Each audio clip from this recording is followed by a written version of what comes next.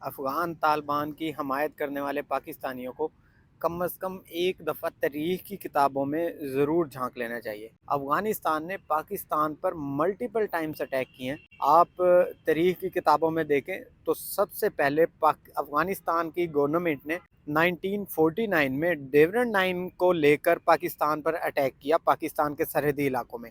اس کے بعد 1950 میں پھر سے، 1955 میں، 70s کی دہائی میں، 2017 میں، 2024 میں، 2025 میں جو ریسنٹلی چل رہا ہے، ملٹیپل ٹائمز افغانیوں کی طرف سے پاکستان کے سرحدی علاقوں میں داراندازی ہوتی رہی ہے۔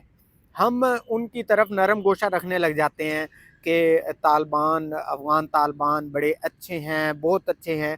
2021 میں جس وقت طالبان کی حکومت آئی تو اس وقت جو پاکستانی ہیں نرم گوشہ رکھنا شروع ہو گئے کہ افغانستان میں یہ آ گیا، یہ قانون بن گیا، وہ قانون بن گیا۔